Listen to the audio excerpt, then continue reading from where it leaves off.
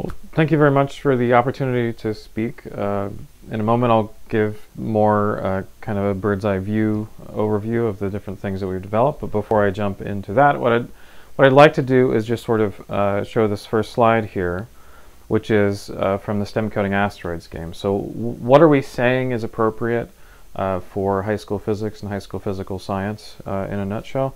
Well, we like to create coding activities, and in this case, the student starts off with a little asteroid ship that can only move in one dimension, sort of along the middle here, and then they modify the code until the ship can do, can move all over the place and turn and all sorts of stuff. And so that's basically what we're saying is appropriate for high school physics. But an important part of this activity is that it's illustrating the force and the velocity and the acceleration vectors.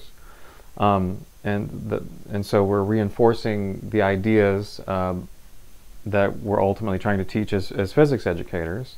And there's also elements of this activity where, for example, you can change the mass of the ship and try to see what mass is optimal for surviving in this asteroid field. And so in that way, we're teaching the concept of inertia, except that we're doing it in kind of a computer science environment. We're doing it in this kind of thoughtful way. And so, again, in a nutshell, this is what we think makes sense for high school physics, and I'm going to tell you more about all the different activities that we've made. Now, the STEMcoding project was started around 2016, and the world's most popular computer science education website is ourcode.com. So that's what we're going to talk about first. We'll sort of talk about our origins here. Later on, we'll talk a little bit about our learning management system. Again, just going over the different resources that we have to offer, and then at the end I'll talk about this object tracker, which has to do with sort of video analysis, pivot, like if you're familiar with Pivot Interactives, we kind of have our own solution for that. But in 2016 we were looking at ourcode.com, the world's most popular computer science education website, and when we did a search on science topics and typing languages, there was only 3 activities that showed up. And we said, this is not enough, this is not good enough. And personally, my background is in computational physics. And so it was important to me that we expand this list. And so each year starting in 2017, we've posted Hour of Code activities to our own activities to Hour of Code. So the first one was loosely based on this game, which some of your kids might recognize. Hopefully you remember Asteroids and Lunar Lander, or Pong is a game hopefully a lot of people know. Again, these are all games that have a lot of good, that are fun, but have a lot of good physics in them. And then in 2019, we did something a little bit different. We did something relative to black holes. That had a lot to do with the release of the image of a black hole from the Event Horizon Telescope. So we'll talk a little bit about that in a second. But this is the first activity that we released, the physics of video games.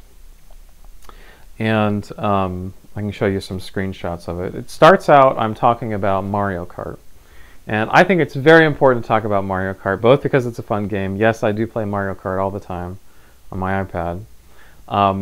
But it's important to talk about it because it's a representation of the world on a computer, and the computer is making particular assumptions about how that world operates. And so a fun thing to do with students is to show them Mario Kart and ask them to identify as many things that happen in Mario Kart that would not happen in the real world, even if it's silly things like levitating bananas or turtles driving go-karts, those sorts of things.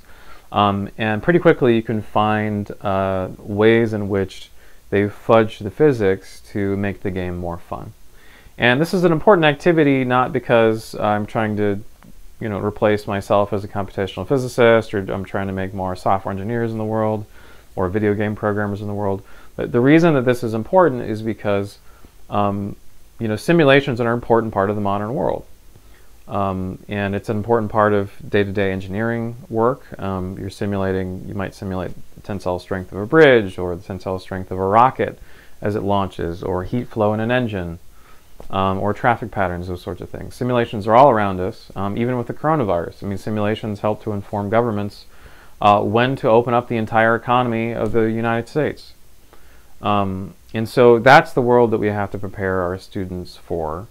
Not so much to fill the software jobs or things like that. Really, it's to get them to. Really, it's about simulation, and it's about getting them to wrap their minds around the limitations and the assumptions that the computer is doing. And Mario Kart is a great example of that. So this is the video game on which our first hour code activity is based. So this is Agario, and my kids at home used to play this all the time, which is what gave me the idea. So you're basically kind of a circle moving around at essentially constant speed. We don't do exactly that in Agario.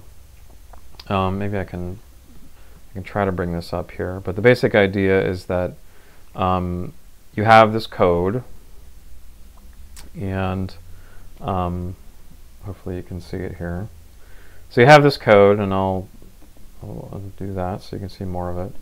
And you have this object here, so there's a circle, and if you move the arrow key to the right, this little object moves to the right, but if you press left, up, or down, it does nothing. And the reason it does nothing probably has something to do with the fact that in the code here it says do nothing if you press left arrow. And so your job is to modify the code until it can go in all the different directions. So that's the basic premise behind our first hour code activity. So here's a kind of a close-up of the code. So for example, you want to put Vx equals -10 for left arrow.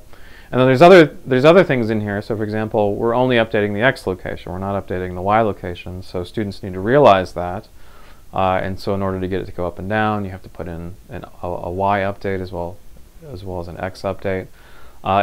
Getting something that goes in 1D to go in 2D, it's a nice way of getting the students to look at all the different parts of the code. So following that, we did an asteroids game on our code. We did Lunar Lander, if you remember those games.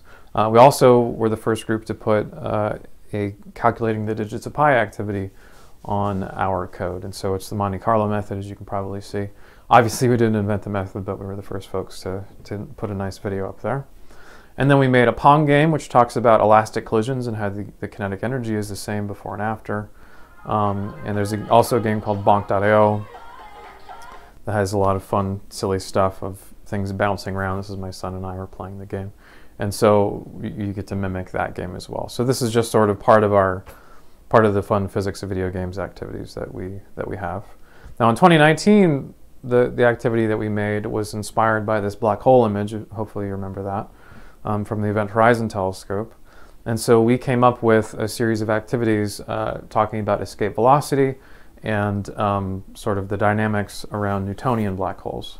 And so that's up there on ourcode.com. We're quite proud of that as well. Now in the future, what you might see from us next year is we don't have a video for this yet, but I constructed some activities based on the movie Hidden Figures. And so someone challenged me to do this. And so this is a simulation of an object in orbit that the orbit is decaying because of air drag, basically. And so the students will implement that air drag into the code. But then they'll also consider some equations, so you can model this with energy conservation.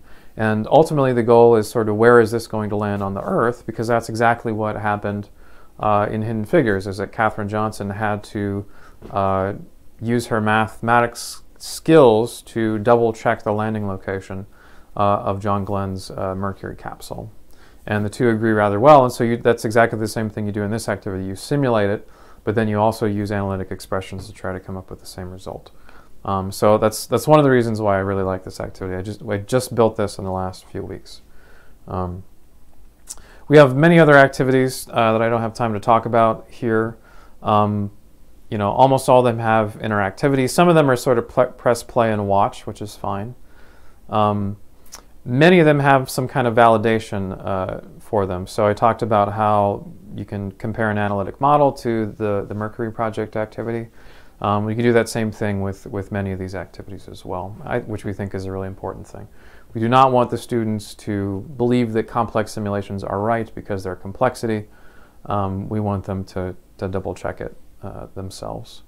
We have videos for almost all the activities on our YouTube channel. We're still working on catching up with that. One of the things I'm really proud of is that we recruit women and underrepresented groups from Ohio State University and also the University of Mount Union, where Rochelle Tilling-Smith teaches. We recruit them to appear in these videos so that students can see people who look like them coding, having fun, and learning together. So that's something we're really proud of and we're going to continue doing. So you have the option of pointing your students to these videos to complete these activities, and in distance learning, sometimes that's the best thing to do, honestly. Or you can just sort of not tell them about the videos and just kind of hope that they kind of stumble through. So in any case, the link to our YouTube channel is here, and we hope that you find that to be useful. We put a lot of work into that. This is the learning management system that we have. We recently put this under a nonprofit, so it's no longer within Ohio State. It's part of a nonprofit that Rochelle and I started. And so we're just trying to cover costs with a nonprofit. So it's $20 per teacher per year to use this thing. The student use is completely free, and you can enroll as many students as you want. And the idea here is that the students will complete the activities and submit the activities to you. And then you get a nice grid where you can look at the code submissions, run the code submissions, comment on the code submissions, and basically do the grading as fast as can be. I think you'll find that doing the grading without this is quite tedious. So we have over 500 students using it already, more each month, so send us an email here if you're curious about that. The last thing I want to talk about is something I was working on over the summer. And I was thinking about the different programs that analyze videos to see the dynamics of things. And I noticed that not all of them had object tracking. So these are the two main ones that I saw that use object tracking. But this one doesn't really work with Chromebooks. And this one only works on iPads and iPhones. So I wanted to come up with something that would work on a Chromebook. And so I started thinking about, well, what is an object tracker? And I think if you look at what tracker video and video physics are doing, there's some kind of sophisticated facial recognition that they do to say, all right, this is our object, even in front of a complex background. This is our object in frame to frame. And they do a very good job of that.